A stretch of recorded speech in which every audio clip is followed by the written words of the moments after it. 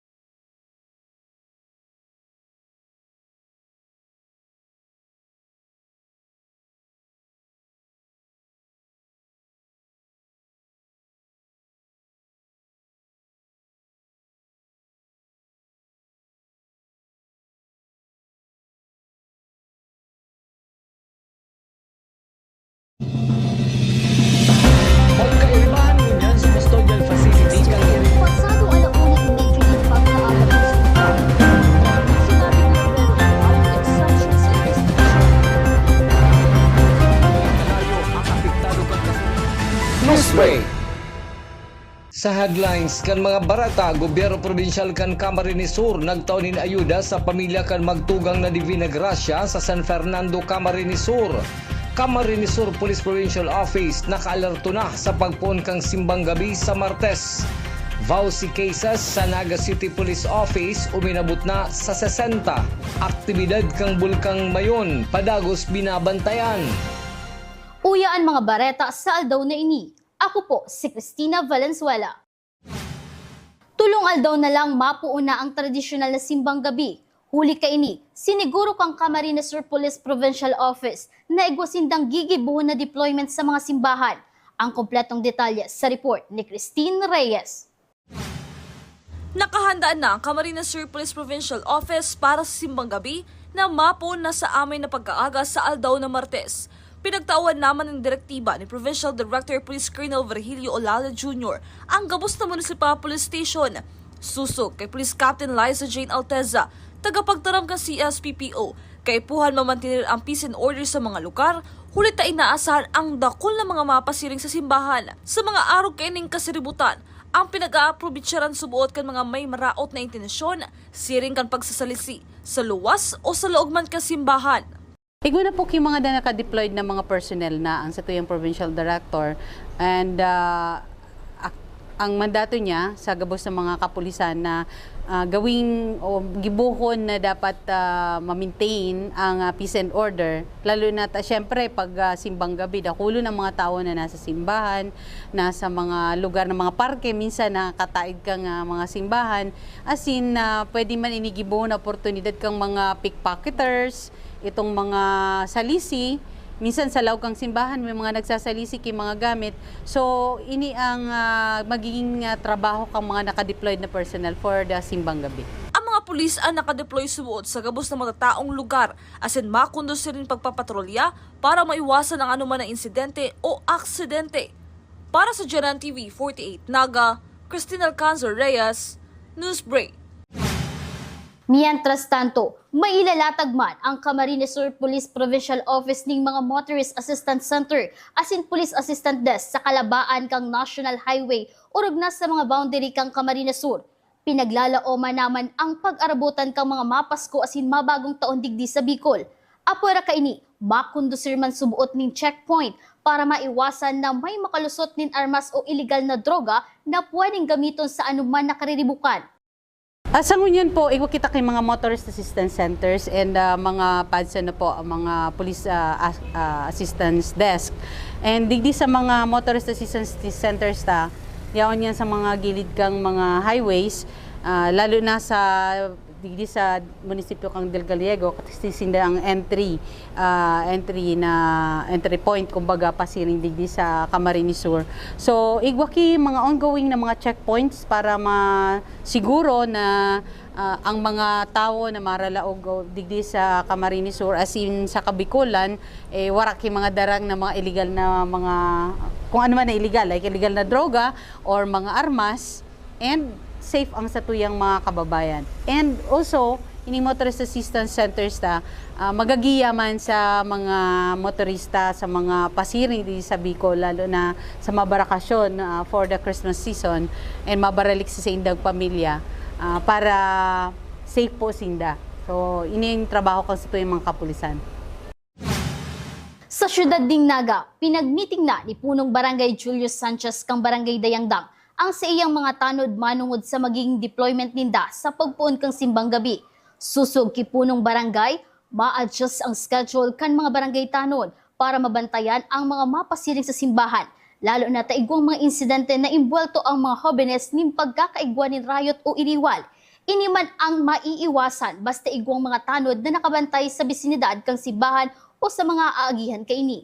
Big advice ko sa tuyang mga magigiting na barangay tanod na ang duty ninda instead of 5 o'clock until sinda extend sinda ning 6 p.m.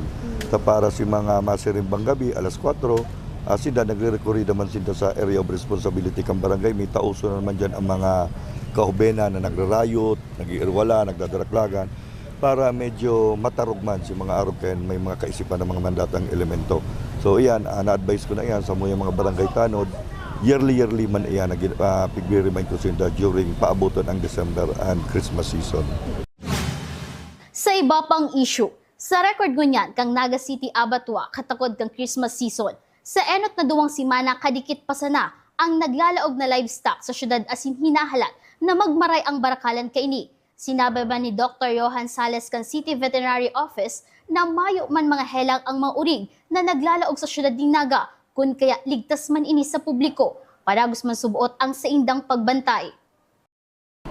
So sa ngunyan, sa obserbasyon may ngunyan na first 2 weeks up to 3rd week, medyo hababa pa ang bilang kang nabubuno. So siguro pigo-hold man minsan kang kang mga backyard racers na maibenta during Christmas. Kasi mas malangkaw pa ang presyo kaiyan. So si live weight pwedeng tumaas. So during man sa experience me during anti-mortem inspection, so far clear man po gabos. May man kaming na didetect na helang hali sa mga nagpapabunok sa nguya. Sa ibang bareta, Naga City Police Office Women and Children Protection Desk nakapagrehistro na nin 60 violence against women and children cases ngayon na taon. Uya ang sakuyang report. Sa record kang Naga City Police Office, nakapagrehistro ang Women and Children Protection Desk ning 60 na kaso ning violence against women and children o VAUSI sa syudad ning Naga. Poon kang bulan ning Enero hasta ngunya na December. Alagad 19 lang digdi ang nagsaangat ning formal na reklamo, mantang ang iba inagi sa areglo. Base sa mga reklamong idinudulok sa opisina kang WCPD, dai pagkakaintindihan kang magkarelasyon, ang perming pag-inom ning arak kan lalaki, ang rason subuot kan perming pag-iriwal. Sa buong Naga City, nagkaagwa kita ng recorded incident ng VAUSI ni 60 from January to December.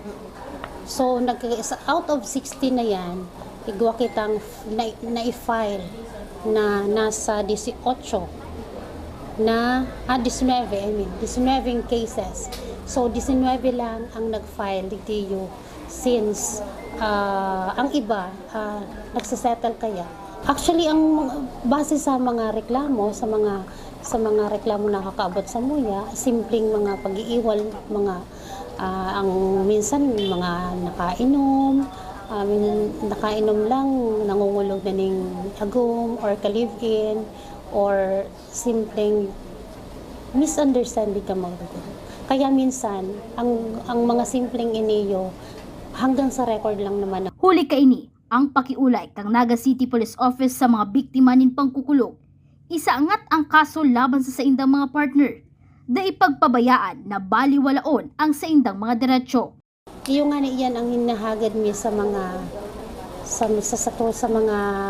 mga victims na i-file ninda itong case kasi dahil ninda paghayaan na apakan ng sa indang mga karapatan bilang babae. Dagdag pa kang tagapagtaram kang City Community Affairs and Development Unit na si Police Captain Daisy Angeles. May mga intervention man na pinagigibo ang WCPD pag-abot digdi para lalong maintindihan kang kababaihan ang saindang diretsyo. Actually, ang intervention kang WCPD pag-abot sa VAUSI cases, ang satuyang lower unit is nagkakandak ng mga symposium para maipaintindi sa inda, lalo sa mga kababaihan at sa indang makang karapatan. And also, sa mga kalalakihan na simpleng pagwala lang ngani or pagsipa lang kang alaga ninda na nakulugan ng babae emotionally, pwedeng kasuhan. So, para maging aware sinda kang kaso na pwedeng isampa sa mga lalaki. Para sa GNN TV 48 Naga, Cristina Valenzuela, Newsbreak. Mientras tanto, kang haputon man si Police Captain Daisy Angeles kung kabali sa VAUSI cases ang insidenteng nangyari sa mag-live-in partner na Claudette de Vinagracia asin Marfy Hufancia. Sinabi kang opisyal na suway ini, hulit ta kinasuhan ng suspect ning murder. Alagad posibleng idagdag pa ang kasong pagbalgar sa RA 9262 laban sa suspect o rugnata may relasyon ng suspect asin ang biktima. Digdi sa VAUSI cases na iniyo, I think separate case kaya ito. Since ang pikas duman is murder.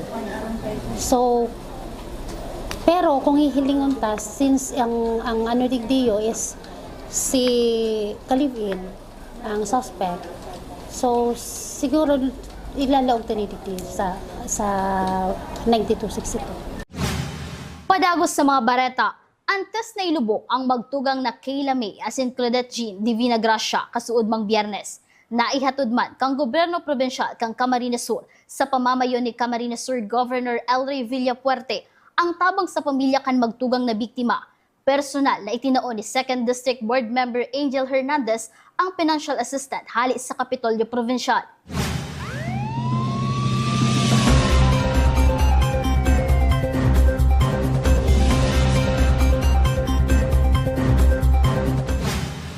Sa police report, pinahimutikan kang Nabwa Municipal Police Station na pinamamayuhan ni Police Lieutenant Colonel Dominic Burigas na igwasindang personnel na may daing datang pinagigibo. Sa social media post kang PNP Nabwa, saro lang subot ining pakaraot sa sainda, urog na sunod-sunod ang saindang accomplishment sa illegal na droga. Pinag-enganyar man kaini ang mga may lehitimong reklamo na idulok sa Regional Complaint Referral and Monitoring Center para makapagkondusir ning patas asin sistematikong investigasyon.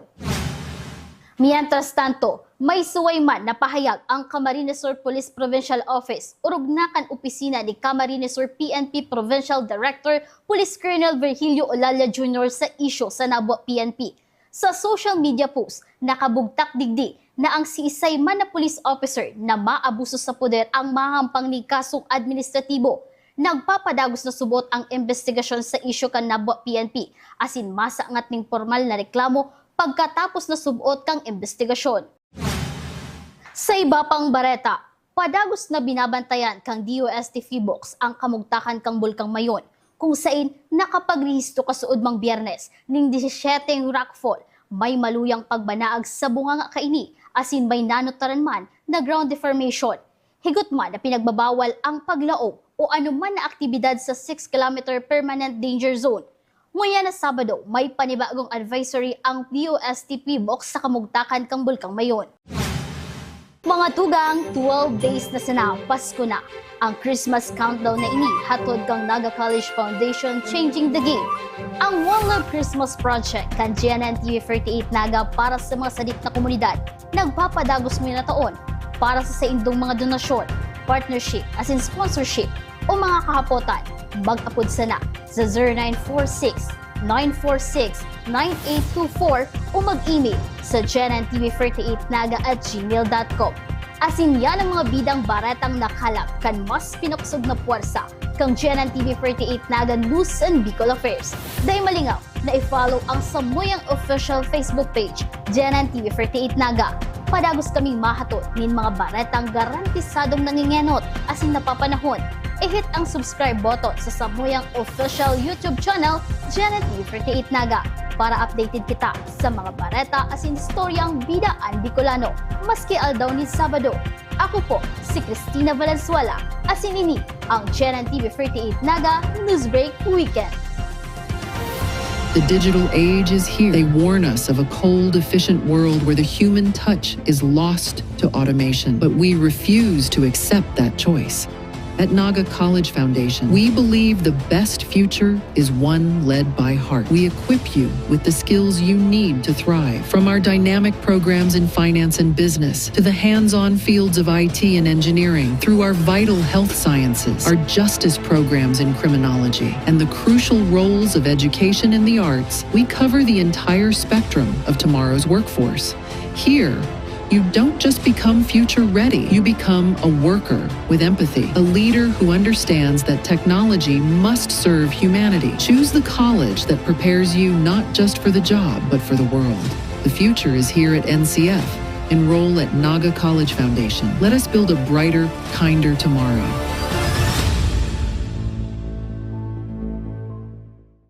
Ipagdiwang ang Pasko dito sa NCF. This season reminds us of the greatest gift given to humanity, promise of light and new beginnings here at NCF.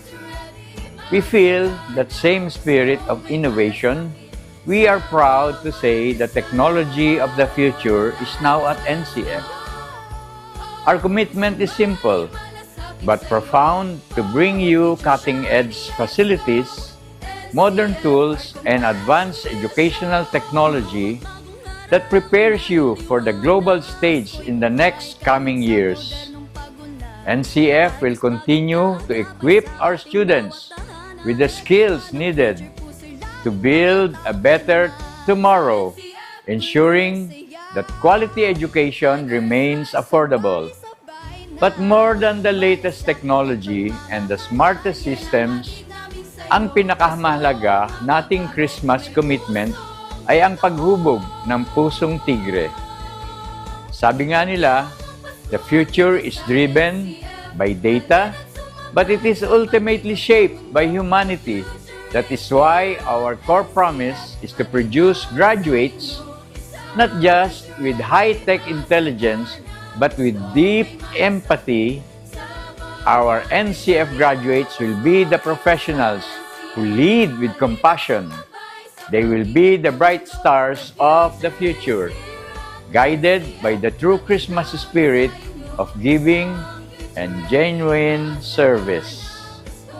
This holiday season, as we share meals and exchange gifts with our loved ones, let us carry this vision in our hearts, a commitment to quality, affordable education, anchored in genuine human empathy. May the peace and light of the Nativity fill your homes with prosperity and endless blessings. May you all have a truly joyful Christmas and a new year full of opportunity, guided by love. Maligayang Pasko at manigong bagong taon mula sa Naga College Foundation. Ipagdiwang ang Pasko dito sa NCF. As the joyous season of Christmas blankets our community, let me extend my warmest greetings of peace and good cheer to every student, parent, faculty, staff, and to all Bicolanos. This year has been marked by a significant growth and dedication within Naga College Foundation. We have witnessed how our students strive for excellence and how our faculty work tirelessly to provide an environment where learning truly flourishes. Here at NCF, our commitment has always been twofold: accessible education and unwavering quality. Naniniwala tayo na ang dekalidad na edukasyon ay dapat abot kaya ng lahat. Isang karapatan, hindi pribilehiyo. We are deeply committed to maintaining a learning pathway that is open to every determined heart. May the spirit of Christmas fill your homes with hope, love, and generosity. Ako po si Atty. Carlo Villanueva, nagpapaabot ng isang mapagpalang Pasko at isang masaganang 2026 mula sa Naga College Foundation.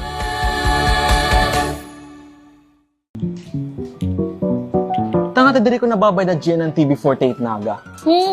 Kalma! Lumipat lang ang GNN TV48 Naga sa Channel 48.1. What? Direk, ang simple lang ng solusyon dyan. Kunin ang remote, pumunta sa menu Setup o Settings, at hanapin at pindutin ang scan at hintayin. Then, boom! Balik na si GNN sa Channel 48 mo. Para sa mga balitang nangunguna at napapanahon, At sa mga programang suwak sa panlasa mo. tutok lang sa GNN TV48 Naga, Bida ang Bicolano!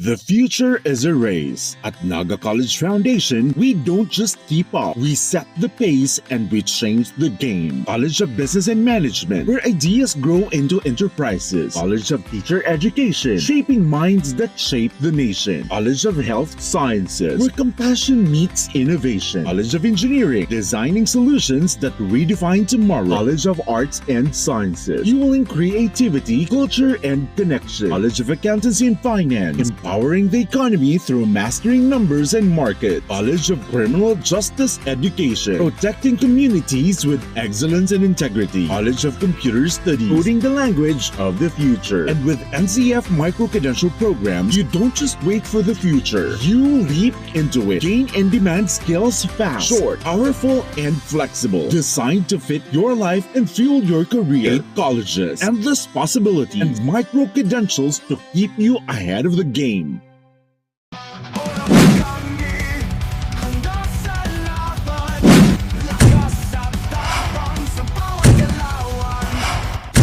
Ano, morag ka?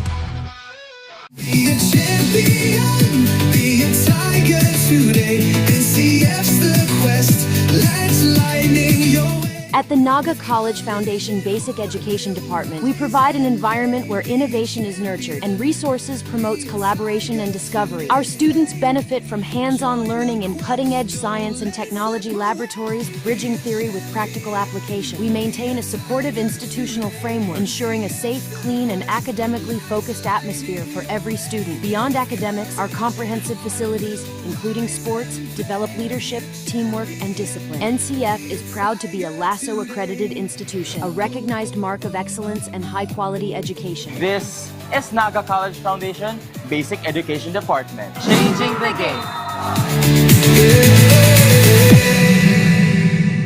At NCF, we're all about that holistic grind. Hands-on training, real-world experience, and affordable education that gets you industry ready. Shoot to edit, dito from concept to screenwriting. From shooting to editing to actual broadcasting, NCF was the first and the only school that has its own operational television and radio stations. No boring stuff, just real skills or the real world. G ka na ba? Tiger today.